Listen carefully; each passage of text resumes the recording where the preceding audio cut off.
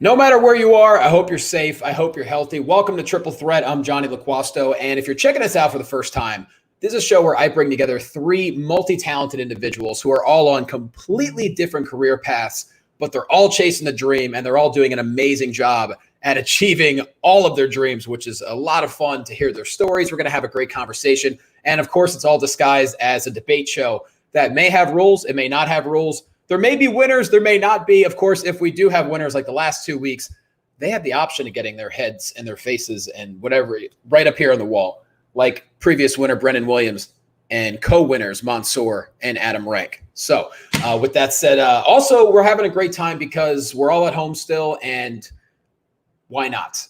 And we want to try and help people while we're doing it. So every episode, we donate to a different charity. This week, we're going to do helpstevehelp.org. It's an organization created by a very good friend of mine, comedian Steve Simone, who is one of the greatest human beings I've ever met in my life. And helpstevehelp.org, they help families specifically who are going through different hardships, whether it be financial or whether it be health issues.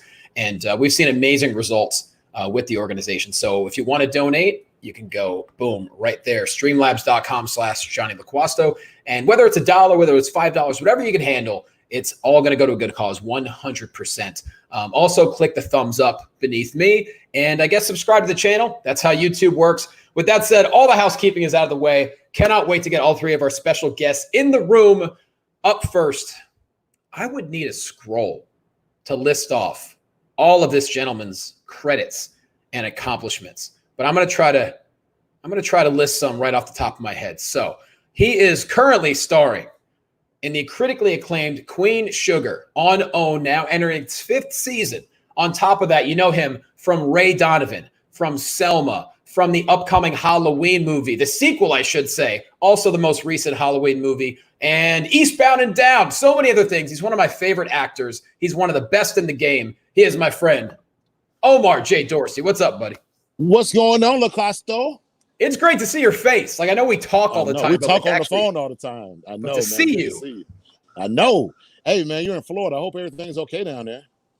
I mean, Florida's half open as far as I know. I know. As far as you know, you been in the house? Oh, yeah. I mean, I'm going out when I have to, but, masking it. Right, yeah. How about you? New Orleans is having a bit of a time. It was, and then it slowed down. So that's a good thing. But now they're talking about opening it back up. We'll see. So what happened was, so you were filming.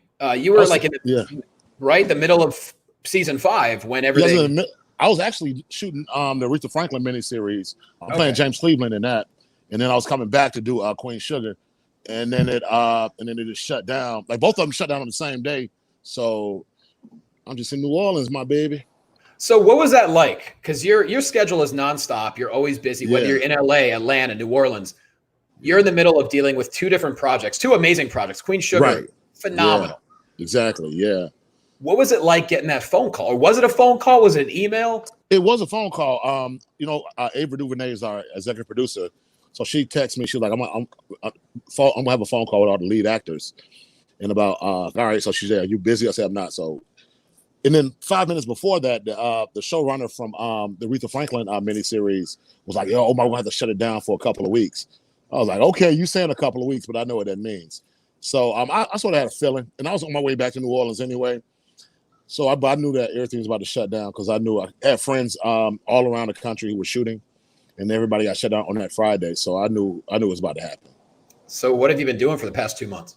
I've been chilling, man. My daughter actually came down here. She's supposed to be in India teaching acting right now, but she was coming down here for spring break anyway. So she flew down here. Now we're like the odd couple. She lives with me, and it's real weird. And neither one of us clean up.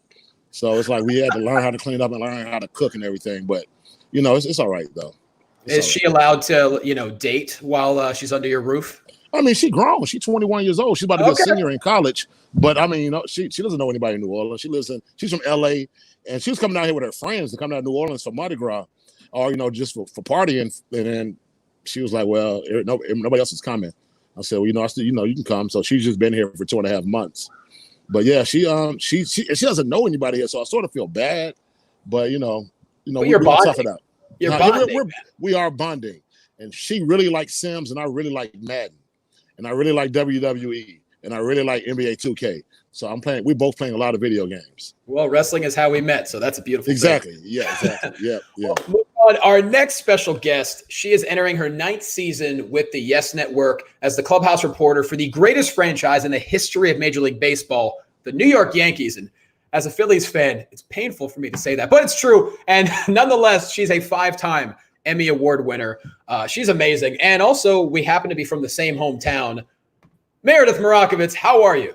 We're just trying to represent the Lehigh Valley, right? Represent it. We just don't go back that often. You're doing a much better job than I am, so congratulations on that. Thank you. More going on in Orlando, more going on in Clearwater, where I'm at right now, than the Lehigh Valley, probably. Unfortunately, but we love our hometown. Well, we know you're always busy, but what has it been like having the longest spring training in the history of baseball? It is the weirdest thing ever because I have not been home this time of the year and I don't even know how many years. I've been covering baseball even before I got this job. A couple years before that, I always covered sports. So I'm always on the go, always hopping on a plane. And I think this is the longest. I've lived in this place for 7 years. This is the longest that I've been here consecutively in 7 years. So I had my freezer revolt on me the other day. And I think it was my condo's way of saying, get the hell out of here. We've had enough. We need our space. But I fixed it. So we're good. We're still Congratulations. Good. Thank you. I felt good about it. I didn't know that I was a repairwoman as well. Who knew? Well, in a way, you kind of have the schedule Omar does. He lives technically in LA, right? Right. But you're right. I don't even remember the last time I spent 3 weeks in LA. Yeah. Right. And I'm not in LA now. So yeah. So Mayor, you're a Clearwater resident, but you're always up north.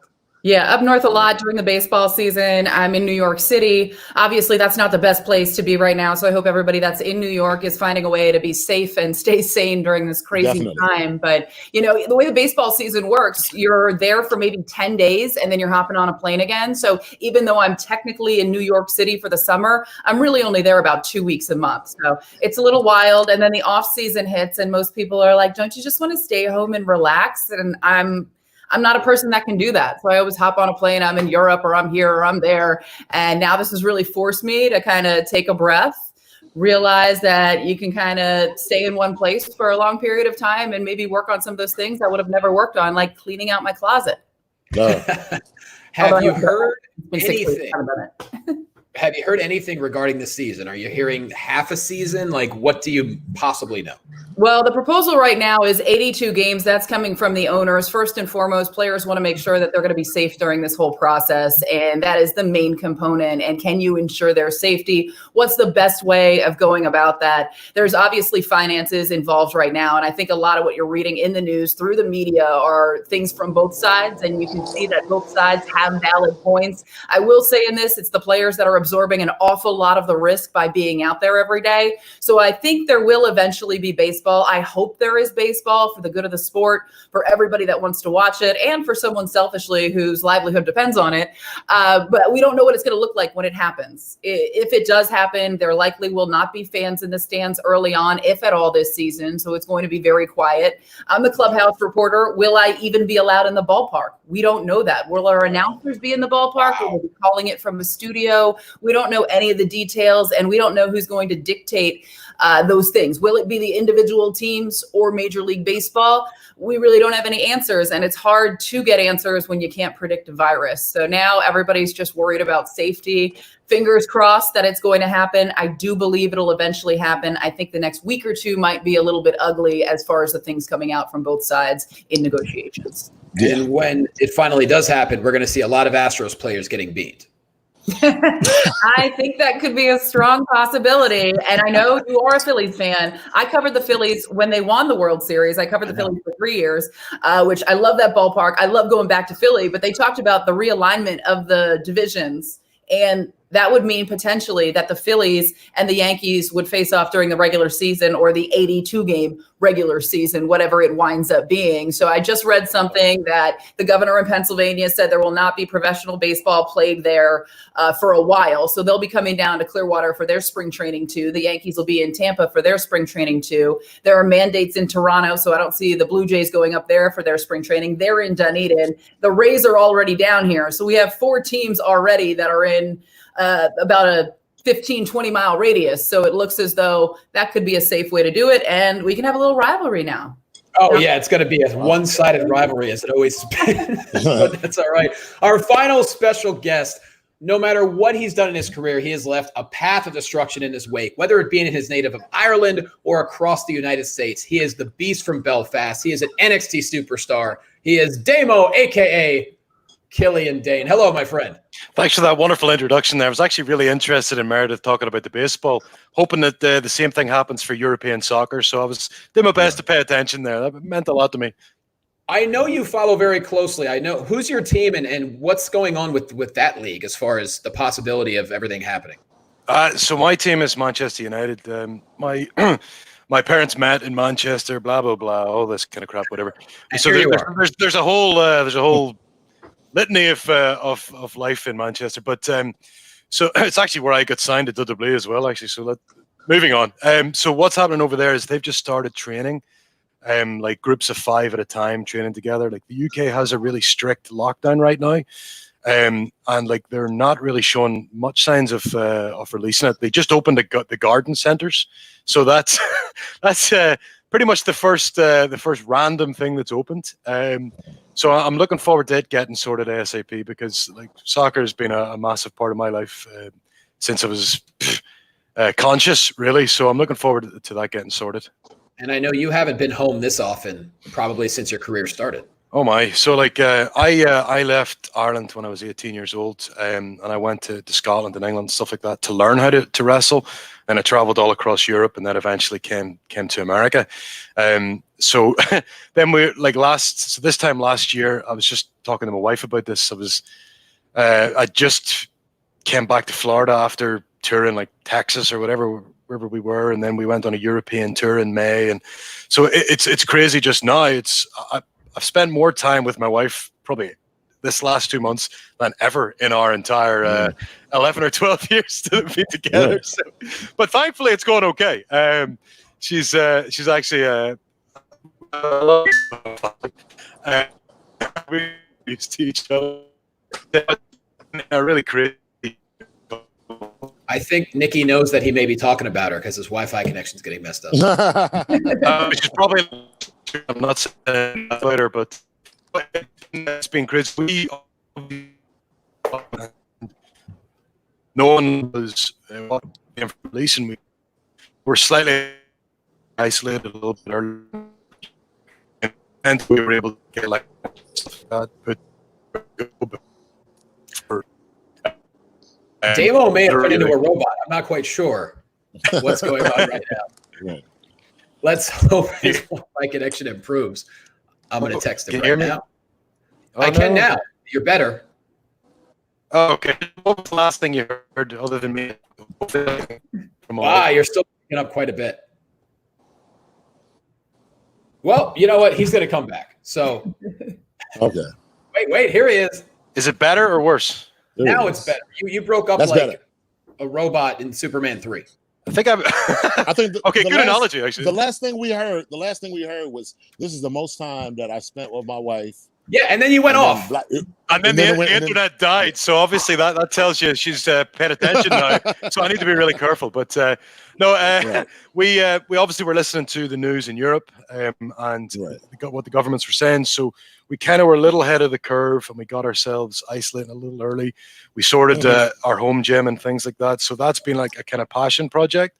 While WWE's been trying to give us like interesting things to do in the meantime, like acting classes, and I've been seeing a nutritionist and all these things. So just all stuff that I wasn't necessarily doing, I'm now doing as added activities to keep us all sane throughout all this. At this point, I think I've completely ended Netflix.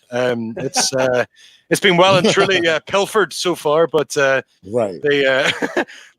been like the kind of the course of these last 2 months, working out on Netflix. But it's been fun, and it's been good, like hanging out with my wife. Obviously, both of us have crazy schedules, so we have actually been able to spend a lot of time together and start organizing stuff for the next year, like with her family, my family. So stuff that would normally be done via text. So, and I will say, I had no idea the koala challenge was even a thing until I saw what you guys attempted on Instagram. So we did it really badly as well, and apparently we didn't do it right. A lot of people like from Australia were like, "Oh, you did it wrong," blah blah blah.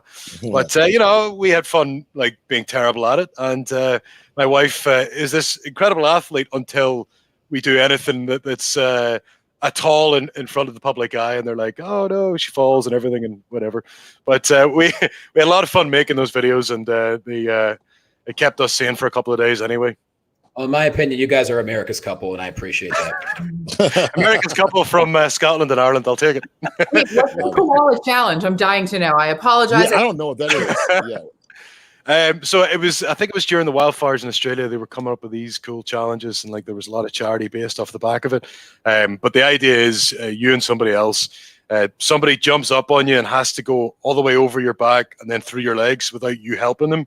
And it sounds fine until your wife's literally hanging underneath you trying to climb back up, and it's and we're both athletes, and I outweigh her by like 150 pounds, maybe more, and it was still very difficult. So. Oh God! No. But it was fun. I recommend everybody checks it. It's so you'll see some hilarious fails. Did you jump on her back, or did she jump on you?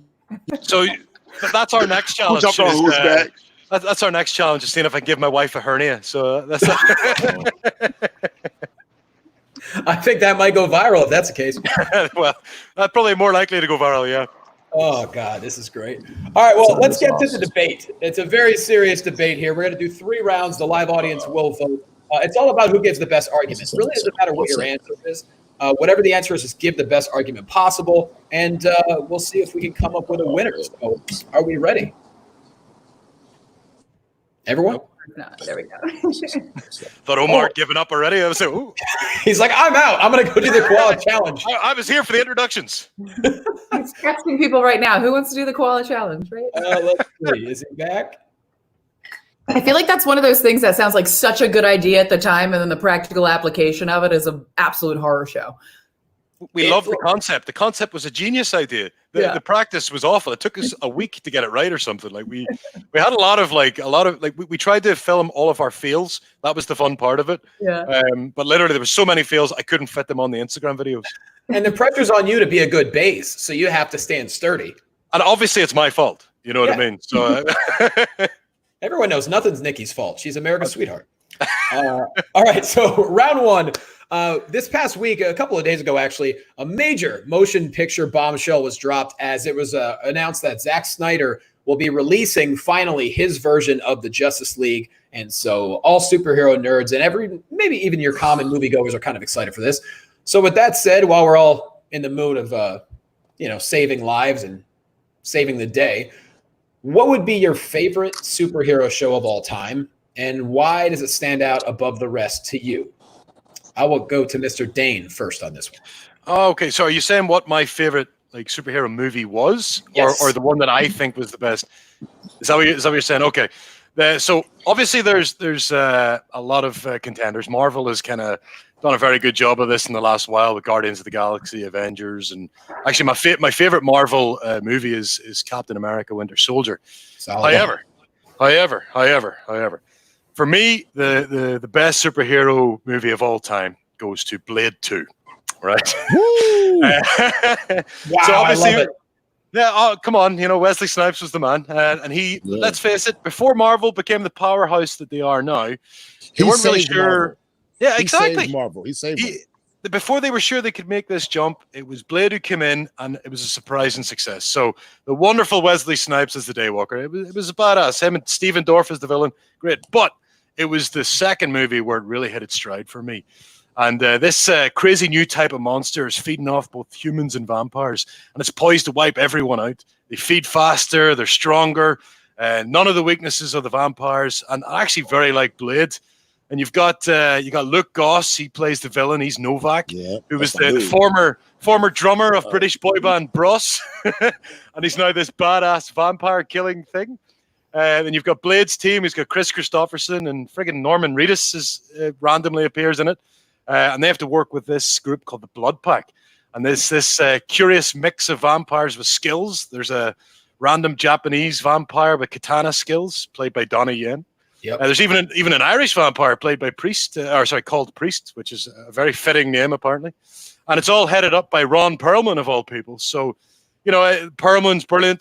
Completely racist, stuff like that. But it's a very unusual, very interesting group. But one of the reasons why I love this movie so much was Novak's line, "The enemy of my enemy is my friend." That's a famous one right there. Oh, it's one of those crazy things that got me thinking, because obviously was a massive wrestling fan before all this, massive movie fan. And I remember writing all these promos as a kid going, I could totally use this, blah, blah, blah. But then obviously the crazy twists that all along Novak was the son of the head vampire, and he was an experiment by the vampire race to be more like Blade. Mwah! Beautiful, fantastic. It's literally a pro wrestling movie. Blade even suplexes somebody for no reason. And it even had Danny Jules from Red Dwarf. So, it covered the British comedy, covered superhero genre. For me, Blade 2, that's the best movie ever. That is an amazing argument. Meredith, I'm going to let you follow up Blade 2. Oh, this is going to be terrific. And I just want to compliment your casting on this one, Johnny, because I am not much of a movie watcher. The movies that I generally see are shown on Delta or United flights. Right. Last time, I thought about binge watching every superhero movie I could find in the last 24 hours. It just didn't seem like the best use of my time. So I have to go back to 2015, the last time I watched a superhero movie, aside from that time that I saw one of the Batman ones at the Roxy in Northampton, Pennsylvania. I know you know the Roxy. Deadpool. I was told by our lead play-by-play announcer that Deadpool was going to change my life, and I needed to go see it with the crew. And I was like, I don't know. I'm not really into the whole superhero thing, but if the whole crew's going, I'm not going to be the party pooper. I'll go along. Ryan Reynolds is in it. At the very least, I'm going to get to look at his beautiful face for 2 hours. No, you don't. His face looks like a disgusting smashed up pizza, and I got that for 2 hours. So that was a little bit of a disappointment, but I did appreciate the humor in it. It was mildly inappropriate at times. Mildly, yeah. So I actually enjoyed that a lot. I found it to be a really good movie. And I did phone a friend on this because I wanted to do my due diligence. And Ryan Kelly, who works for TV2 in Allentown, and he does the Rad Years podcast, which is pretty cool. You should check it out. He said, hands down, Dark Knight. And if the Dark Knight is never made, Zack Snyder's cut of the Justice League would not exist. So make of that what you will. It's like speaking Chinese to me, but I did enjoy Deadpool and Ryan Reynolds.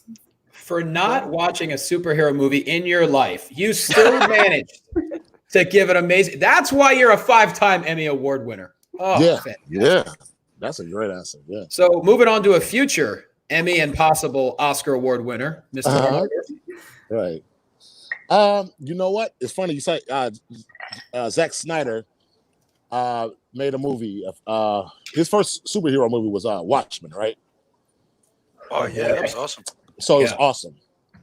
But my favorite thing is the Watchmen series on HBO. Yeah. It was Damon Lindelof, man. That's the best superhero thing I've ever seen in my life. I mean, because it has so many political turns to it. And it's about what is it, 30 years? 30 years after the squid attack.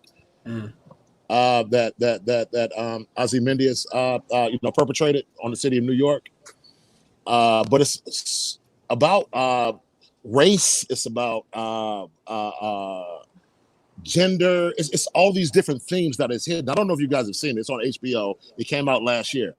But the lead was Regina King, and man, she plays Lady Knight, and she is tremendous. And her grandfather was Louis Gossett Jr., and he is the original Watchman.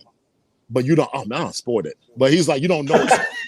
He's the original one. But it's don't need to watch it though. But it's all of this stuff with race. Like it's a thing that happened in the 1920s in Tulsa, Oklahoma, called the Tulsa Race Riots. Where Tulsa was a thriving black city. It had its own Wall Street, it had all these different things, and the Ku Klux Klan came in and burned it all down and destroyed it. And so that's the way that Damon Lindelof starts the series, and that's how the Louis Gossett Jr. character comes to be, because he sees all of this, he sees what's happening as a child, and he has all of this anger inside of him, and he becomes this vigilante. And it's just amazing. It's beautiful. This is Damon Lindelof, the same man who did Lost, and the same man who did The Leftovers.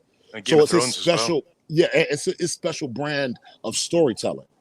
So if you get a chance to watch it, and I really did like watching the movie that Zack Snyder did maybe like 10 years ago or something. Right. That was my favorite superhero movie for a long time because it's so inappropriate and it's so counter of anything that you think of superheroes. These people were flawed.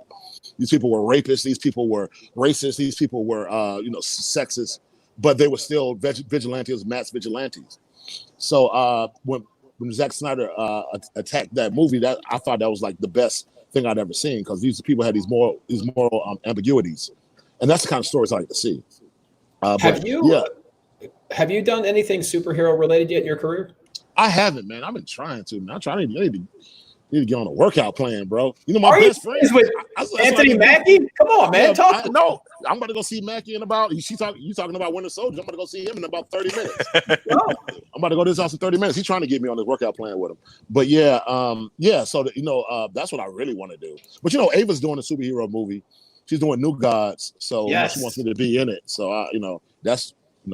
hopefully I can do that. That's DC. Do you know anything about New Gods? No, but she wants me to do it. She wants me to be in it. So she's gonna make it amazing. So take her up on that offer. Oh man, I do everything she does. Yeah. You know that. Yeah, everything. Yeah.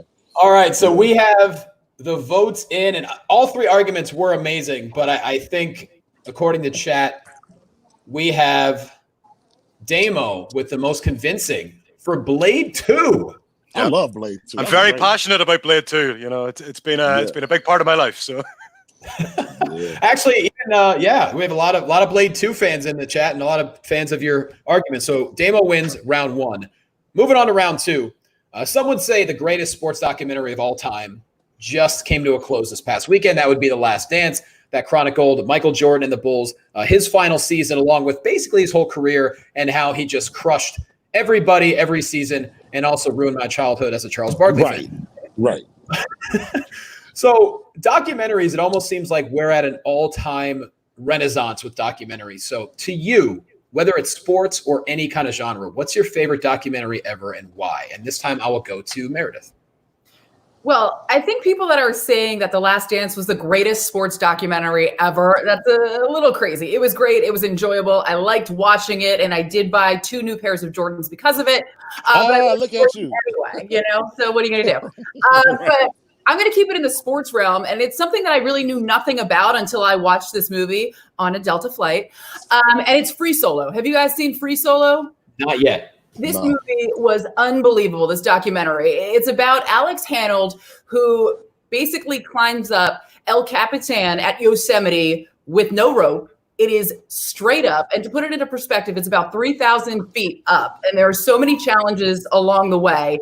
It's about 2 Empire State Buildings plus. And you're doing it in one fell swoop with no safety net whatsoever. And part of the craziest thing about it to me was not only learning about the climbing aspect of it, the risk involved of it. He's the only one that ever did it free solo. There are 30 plus people that have died just trying to climb it. That's not even just free solo. And you had to have a production crew there. So they had to hire climbers themselves that have about 40 to 50 pounds of equipment while they're climbing, while they're trying to go up with him to an extent and shoot him in certain ways without distracting him, without getting too close, while still getting all of the action, realizing that this guy is also one of their friends. They've climbed together in the past. So you are literally watching this guy not knowing if he is going to fall off with every single grip, every single step. And you could potentially be filming your friend's death. Like, it was wild to me. It was absolutely wild to me. The precision involved, the preparation, the planning on both the production side and for Alex, who actually did the climb.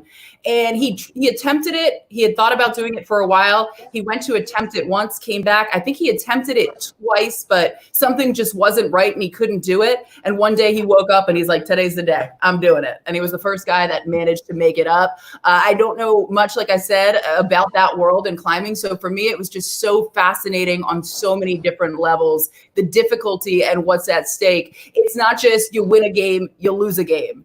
If you lose your life. Like that is the ultimate price to pay right there for a sport you love.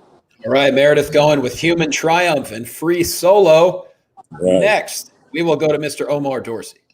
Meredith, you said you bought a bunch of pairs of Jordans. I have so many pairs of these things that it makes no sense. Do you have any in a 9.5? Send them my way, baby. I definitely will. And no, it's not the best sports documentary. The best sports documentary is probably Baseball by Ken Burns. Oh. But it's not my favorite documentary. My favorite documentary is another Ken Burns. It's called Jazz. It's about the beginning and the middle and the ending and all of jazz music. I'm a huge jazz enthusiast. My favorite artist being Thelonious Monk. I also love Cab Calloway. I love everybody. I love Stan Getz. I'm a big jazz enthusiast. But I really got into it when I was young, and I watched this documentary on PBS. And it's such great storytelling. And I live in the city of New Orleans, of course, like for most of the year. And it's about the beginning of it and how in the beginning, the African slaves who were in New Orleans would go to Congo Square every Sunday, and they were able to practice their religion. They were able to practice their music, and that was the beginning of jazz music. That was the beginning of the blues music. This is the earliest form of original American music, period. And it's just a beautiful story. It's all of these triumphs and all of these tragedies and all of these jazz musicians who might have been dope dealers, drug users or whatever, man, but they made this beautiful music. And that has stand the test of time. Some of the greatest songwriters, Duke Ellington, like I said, Thelonious Monk, Miles Davis. But it's a 10-hour series, a lot like The Last Dance, right. But it's 10 different decades of it all. So you go from the beginning of it, you go from those sessions in Congo Square, then you go to bebop music that had Dizzy Gillespie and all of these cats. And then you go to where it is right now, where Wynton Marsalis and Joshua Redman, and all the way up until like the 1990s. This is where it ends in the 90s. So that was just such a beautiful thing. And Ken Burns is the best. I mean, Spike Lee's a really good documentarian too, and Wendy Levy's Broke is a really good one. But Ken Burns is the greatest documentarian there is. Yeah. And jazz storytelling, masterwork. Yeah, it's his masterwork. Visuals of the Ken Burns storytelling is good lord. It's ridiculous. It's beautiful. Yeah. All right, so Mr. Damo. Okay, so I'm a massive NBA fan, and the Jordan doc is like, it's going to be hard to beat, but ESPN did that series of the 30 for 30 documentaries, and some of them were unbelievable. Like the XFL one, for example, was amazing, and ended up like creating a whole new XFL year because of it. But no, out of all series, so a team really close to my heart has been the Orlando Magic for a long time. Man. And the 30 for 30, the magic moment, or this magic moment, was the ultimate like what if scenario, because it was like this fairy tale team and fairy tale setting. And this whole team ended up somehow became one of the top teams in the league. I'm just gonna do my best to set the story for you guys. So obviously the mid-90s, Orlando was had just created a team for some reason. They brought a franchise to Orlando, but it became really big in the UK, and like we have a lot of basketball courts in Ireland, and it's due to political reasons. It's one of the really weirdest things I'm not going to get into right now, but so it was very easy to get into basketball as a kid, and like when I moved to a village when I was 14 years old, there was 2 basketball courts in my school, and there was a basketball court at the end of my street. So we're all basketball daft. Like obviously soccer was massive for us, but the NBA became so big on TV. It was on like Channel 4, Channel 5 had these amazing backgrounds for it. But anyway, so when Orlando started, it was a bit of a joke, right? Everybody knew that. And that's how the documentary starts. It talks about, okay, we're bringing a franchise to Orlando. And everybody's like, is shitting on it, to be honest, because there's nothing in Orlando. Anybody who's been here kind of gets it. It's Disney and Universal, and what else have we got? I don't know. I live in downtown. There's a nice lake. So everybody thought it was a joke, and no one could understand why anyone would want a team in Orlando. Out of all the mega cities in USA, they choose Central Florida. They don't choose Tampa, whatever. No, we'll go with Orlando. And even worse than that, they name it Magic, but not after Magic Johnson. Right. They name it after Disney's Magic Kingdom. Magic. Right. But, it's fair enough. They get started and it goes surprisingly well. Scott Skiles, everybody else. Mm-hmm. And the Magic was desperate. Was a desperate attempt by the city of Orlando to be anything than just Disney. But boom, somehow, some way, the franchise gets the number 1 pick, and they get Shaquille O'Neal. 1992. This outrageously gifted player, Shaq, obviously takes the league by storm. He's fun, he's athletic, he's breaking backboards, he's doing movies. And then somehow, the year later, they get the number 1 pick yet again. This happens so rarely in any sport. You guys know better than I do American sports. But realistically, to get that opportunity, and they decide instead of going for Wallace, they'll get Penny Hardaway. And in comes Penny, and he goes on to become a huge name himself in the sport. So the 30 for 30 tells the story of Magic led by these two megastars in Shaq and Penny, and somehow beating the mighty Bulls en route to the 1995 NBA Finals. And obviously, sadly, with crazy circumstances, Nick Anderson missing free throws and everything, they lose. The ultimate choke. And he's the most dependable player on the roster. And they lose 4-0 to the Rockets. But Orlando was a dynasty in the making, and it just never was fully realized. I think Orlando then getting cocky and not willing to push the boat out for Shaq, and not really. They didn't want to give the money to Shaq. They didn't want to give the money to Shaq. DeVos didn't want to do it. And then so he obviously goes to LA, starts an amazing career. Penny starts struggling with injuries, and then the organization has made bad decision after bad decision. My entire fandom of basketball, Magic has done made some terrible decisions. But obviously, as a Magic fan, it was incredibly hard to hear Shaq say in the documentary that he should have stayed in Orlando. So thanks for that, Shaq. But still, I'm a Magic fan, and the documentary itself was amazing because everybody loves a good what if. And realistically, imagine what could have happened if Shaq had stayed. Do you really feel that Shaq believes that? He's got 5 titles. But alongside Penny Hardaway, he probably could have got 2 or 3 titles. You know what though? But Penny started getting hurt. He started getting hurt. Those knees started going out, and Penny was a monster, man. He was working so hard though. That was the problem. He was playing point and forward, man. So you're right. He was playing point and forward. He was doing everything. And he was playing 40 plus minutes a game, and it was going to wear him down because he was a skinny guy anyway. He wasn't the most muscly guy, but he was so tall for a point. Really, he was 6'9", 6'8", 6'9", man. He was so good. I remember when I saw Blue Chips and I saw them together for the first time, and then they started playing on the same squad. I was a big Shaq fan. I was a big Penny fan from college. I was a Penny fan from Memphis, and I was a Shaq fan from LSU. And man, I love that squad because I know they had a chance to get Chris Webber, and they traded the number 1 pick for the number 2 pick, which ended up being Penny. And man, they were running it. By that first season, when they was in the playoffs, that first season, they were running. Second season, they went to the finals. Man, they beat Jordan on the way. So yeah. Can we all agree though that Blue Chips is one of the more underrated sports? It's so underrated, man. It is so. Nick Nolte, Ed O'Neal, Shaquille O'Neal, and Penny Hardaway. Come on, man. And the white guy who wanted the money in a bag. I don't even know. He's an actor. He's not an athlete, but he was good. But he was so good. He was the one who was shooting jump shots from Indiana. Yeah. Yeah, his dad they brought his dad the tractor trailer. I love that movie, man. I absolutely love that movie. Somebody talking about doing a remake of it. I love it, man. Well, the live chat loved all your arguments, but they loved Omar's the best. So he gets round 2 for Ken Burns Jazz. So Meredith has a chance to tie it up here in the 3rd round. So let's move on. Now we're going to combine sports and entertainment, which I think it is a good idea because Meredith, you work in professional baseball. Damo, you're a professional athlete. And Omar, you once played a professional athlete in Eastbound and Down, Dontel Benjamin. Right. Great show. So which current athlete, not named Gronk, would make an entertaining and successful transition into professional wrestling in your mind? And this time we will start off with Omar. I have a whole angle. All right. Richard Sherman comes in, starts hanging out with Kofi, hanging out with Big E. Oh my God. They start New Day stuff. And then he starts talking to Big E.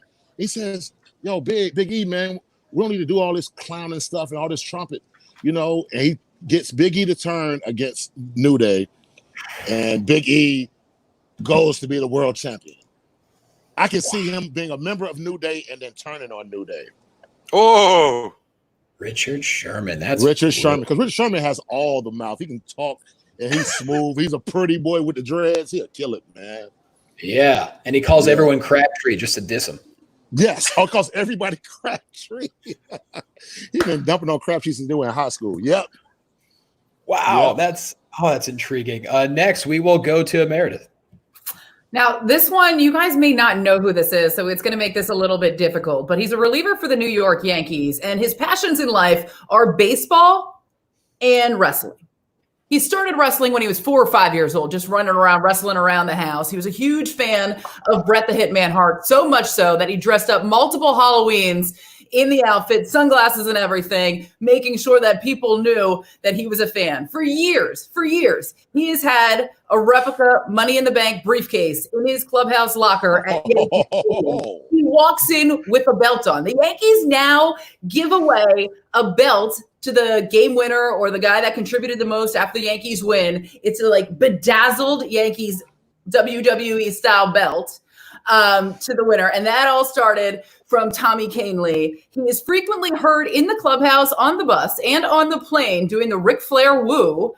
And he just has more personality than I have ever seen. Now you say, how could he possibly watch wrestling during the baseball season? I know, valid question. They're both on nights. He's pitching, wrestling's on at the same time. He watches every wrestling event, not just the major ones, before the end of the week, so he can be up to date on every storyline. He knows it. He can do it. And I think he would be an unbelievable asset to WWE because he's a little wild. He's a wild card. He would have a lot of personality in that ring, and he certainly could command the mic. And if he's a reliever, he throws heat, and that's exactly what you need. Yeah, he has time too. He gets a couple days off here and there. Oh, that's a great Tommy Canely. I'm a new look him up. And actually, there were a couple times when he actually entered. So when the relievers go in, obviously they have the music that they pick that they play as they're running to the mound to theme songs from WWE stars. Boom. That's what's up. Yes. Damo. Hey, folks. He is a character. That was a good argument, actually. Okay, so obviously my first two, I did not necessarily go for the most obvious choices, but I've decided this time, as a Irish, I have to go with the obvious choice here, and it's Conor McGregor. Okay, I love MMA. It is one of the best things I've ever got into, to be honest. Like I was into boxing and judo as a kid, so this is like everything I enjoyed as a kid with the wrestling and everything else, all put into one. But it can be very boring at times. And for every Francis Ngannou, you get a lot of jiu-jitsu, which is fine, but lying in the ground and guard can be tactically awesome. But, when you're 3 or 4 beers deep, it's not as fun. But Conor McGregor, all the pomp, all the circumstance. I mean, he is a good fighter, but he's got an A+ mouth. This is a guy. Yeah. There were guys long before him who were doing this kind of thing. Like we know that from boxing and fighting, whatever else. But I don't know if there's anybody in the world who was able to talk their way into $100 million fight. I don't know. Yeah. He's certainly been up there, and I think like everything he's done, you can see like he's got a little bit of the Vince McMahon swagger when he makes his entrance around the octagon. He loves his crazy entrance music and stuff already as it is, and he loves the press conferences the most. And I think like if there was anybody who could adapt so well to this industry, it's Conor McGregor. Let's put all the chips on the table. Yep, sure, Sherman might be good, Kay might be good, whatever, but Conor McGregor could walk in tomorrow and he would be right in there putting asses in seats. He would be WWE champion in no time. Now, guys, I know he's about 180. He's about 150 pounds, right? Well, that seems to be okay these days. So it's but Conor McGregor was made for WWE. That has to be said. Oh, he was 100%. No, he is him and Muhammad Ali are the two best talkers in the history of boxing. They can sell water to a well, man. That dude is amazing. He's the best promo out there. It's the most excited I've been about a Floyd Mayweather fight. And like, I'm a Floyd Mayweather fan. Like, he's the best tactical boxer in history. But like, realistically, you're like, there's not really any fights I'm really looking forward to. And yet they sold me on that fight. I paid $100 for the fight, and I felt terrible afterwards. But it was they But that was a me fun into fight, it. though. That They was a talked me fun into fight it. because It was. I mean, because usually Floyd fights are boring. It's all defense. He just was like, this dude's not going to knock me out. I'm just going to let him. We're going to fight all night. So yeah, that was a fun fight, though. Meredith, I mean, like Floyd's the best. Oh, go ahead. Oh, go ahead. Oh, I'm going to knock over my computer. I was going to say not a professional athlete, but covers athletes. Can I just can I throw my my into the ring? Oh my God.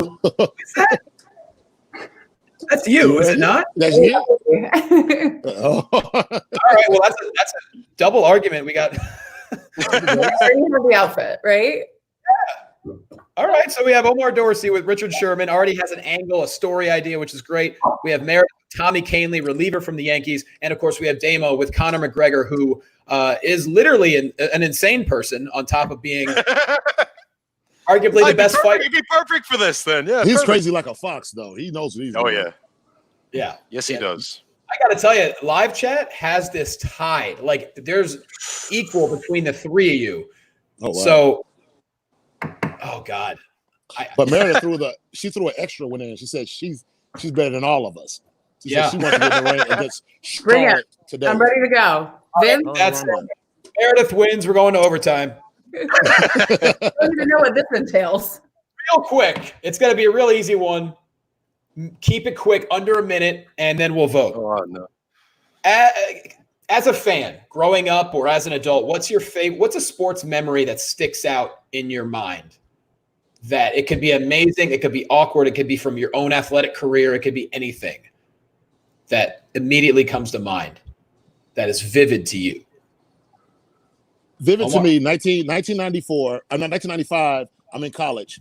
I'm from Atlanta. We are the worst sports city on the planet. Yeah. But that October, David Justice, Tom Glavine, Greg Maddux, Steve Avery, we won the world championship in baseball, and that was the funnest night of my life. I got into a car accident. The lady in front of me did not even care. She said, I don't even care about this. Don't worry about it. I was drinking Fat Tuesdays and daiquiris, and I partied all night, and I think I was 18 years old. Awesome. Wow. That is succinct. It's to the point. It's vivid. It's got Fat Tuesday involved. It's got a fender bender. Wow. That's a great argument. Yes. All right. Damo. Okay.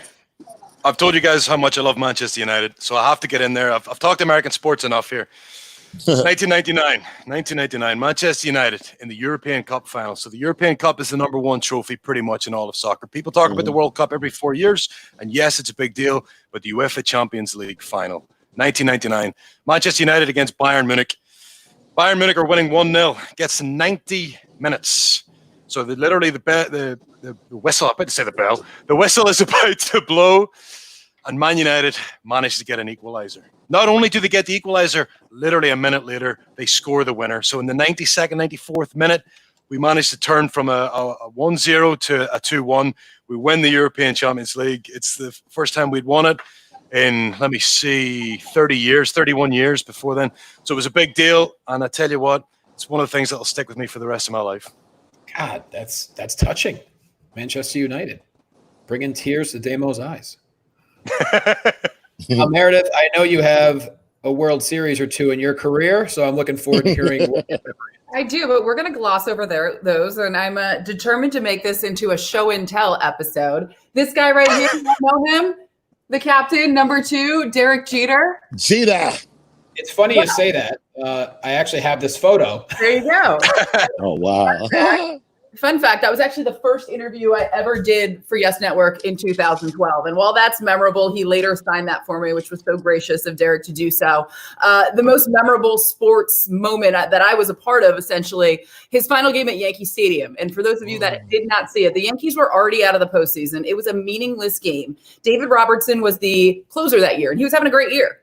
He actually blows a save, which leads to Derek Jeter getting another at-bat, and he winds up hitting a walk-off hit to right field to win the game. That's sweet. The crowd erupted like it was a World Series game. It was loud. It was playoff loud. And Derek went to shortstop, picked up dirt, walked around, hugged all of his teammates. He was visibly emotional through it all, and I was standing there waiting for him to be ready to do that post-game interview.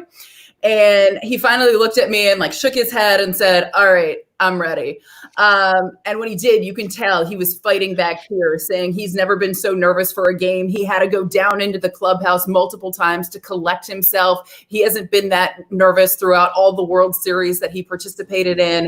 And it was crazy. When I asked the first question, the crowd was still going crazy. The first word that Derek Jeter said, the entire place was silenced. Yankee Stadium, 40,000 plus people, you could hear a pin drop. It was unbelievable. Everyone hanging on his very last word. So for a guy that had a Hall of Fame career, he was supposed to go into Cooperstown in July, but that's going to be pushed back a year, to go out like that. And yes, ultimately, had they won the World Series, that probably would have been better. But to have a walk-off hit when you've had the storybook type of career that he had that night, knowing the electricity in that stadium, it was awesome. It was awesome. With how vividly you tell that story, it kind of gives me the feeling of Lou Gehrig. Like when Lou Gehrig gave the speech, in a way. Yeah. Obviously not as morbid. Yeah. Right. Well, it's a little more uplifting than that. But but nonetheless, the whole stadium of people just waiting on every single word. It was crazy. That place was so loud. And I mean, since I've been covering the Yankees, they weren't fortunate enough to make it to the World Series. Houston Astros had something to do with that. We've later learned that they cheat. Get a little help. But ALCS in 17, the place was hopping. ALCS last year, the place was hopping. I still think it was louder for that final Jeter game. It was. Wow. Well, every argument amazing. Every memory incredible. We have Omar with the Braves finally. 17 division titles, finally getting a World Series. No, right. We have Damo with Manchester United. I don't know the backstory. Got to be honest there. And European sport, don't understand. Okay, thanks. And Meredith with Derek Jeter's last game. Everyone in chat roll loved all three of them, but with a comeback victory in the final round and in overtime, Meredith Marakovits can add to her collection of Emmys. All right. Thank you. My question is, are you going to send something my way to put there so remember this moment forever? If you so choose, your face will go on the wall behind me. Absolutely. I need it. Yep, do it. Perfect. Well, if you can find one of me in a K-Kids, that was our high school in Northampton, jersey from basketball back then, even better, my friend. You're going to have to send me one because I don't know where the hell I would find one of those. Pray they don't exist. Just pray. Well, while we're all closing out here, Meredith, tell everyone where they can find you, what projects you're working on, all that good stuff. So we've been working really hard at the Yes Network. Even though we're not bringing you baseball right now, we've been trying to keep you connected with the team, past and present. We've been doing a lot of interviews that you can find on the Yes Network YouTube page. You can also find them on my Instagram page. And we're running a special tonight for those of you that have the Yes Network. It's the 2000 World Series. It would have been the 20th anniversary of the Subway World Series between the Yankees and the Mets. So I hosted that about a week or two ago. We're finally airing it. They're airing Game 1 first. Then the special. I talked to Al Leiter, who was the pitcher for the Mets at the time. I talked to Paul O'Neill, David Cohn, Michael Kay, Jack Curry. That'll air at 10 o'clock, and then they're going to air Game 5 thereafter. So we're keeping you up to date that way. And James Paxton, who's coming off of a surgery, he was out all of spring training. He started throwing bullpens again. You'll hear from him tomorrow on Yes Network Twitter and Yes Network Instagram. So and hopefully baseball is coming very soon. Mr. Dorsey. Yes. Yeah, you can find me. Halloween Kills, the next Halloween movie comes out. Yeah, I think October 21st. I think I just saw that the Aretha Franklin miniseries is coming out this fall. It's supposed to come out this weekend, but it's not. We didn't finish filming. And then Queen Sugar comes out, I guess, in the summer and the fall. Just keep looking. But I know Halloween Kill comes out October 21st. I hope if movie theaters are open. How exciting is it? You get to put the cowboy hat back on, Mr. Sheriff. I get to put it back on, man. This is fun. I like playing the sheriff of the town. Dude, you're part of a horror movie franchise. That's nuts. I'm part of it. I'm doing 3 of them back to back, man. I'm loving it. And it's like Jamie Lee Curtis. Come on, man. And Michael Myers. My wife's favorite movie is Halloween, so that's pretty badass. Yeah, man. So chasing Michael Myers around, so it's fun. And once you start training with Anthony Mackie, Ava will put you in a superhero. Exactly. I'm about to go to Mac. I'm about to go hang out with him in a couple of minutes. Yep. Awesome. Damo. You can find me here, Instagram. Let me see if I can get this right. Instagram and Twitter at Killian Dain. Every Wednesday on the USA Network, NXT will be there. I'm actually making my return very shortly. Spoilers. And every Thursday night at the SSS Cast, we do our podcast. We'll be doing it later on, literally in an hour from now. So yeah, you can follow us there, and hopefully we haven't annoyed Johnny too much today and talked his ear off. Oh, it's an honor to have you guys. First off, we're all friends, but I like bringing people together who have never spoken before. I think it's this is very fun, man. You guys are real interesting. Yeah, I like that. Yeah, well, we do a lot of your stuff, and I'm certainly looking out for you on the USA Network. Definitely. Just a warning: Damo doesn't smile when you see him on television. Oh, really? A bit different on screen. A bit different on screen than here. Mm-hmm. I'm allowed to have a bit of a laugh. I know the WWE does a lot of stuff with Major League Baseball around their big events. If it happens and you guys are allowed in, if you ever get asked, you have to come to Yankee Stadium. And if you do, please say hello. Absolutely. I wouldn't want to embarrass myself by doing a pitch or anything like that. I've never played baseball. That'll be great. That's all right. Well, thank you all for being here, and thank you all for watching. Once again, streamlabs.com/Johnny LaQuasto if you want to donate to a good cause. Otherwise, we will see you next time on Triple Threat. Let's see if I know how to take us out.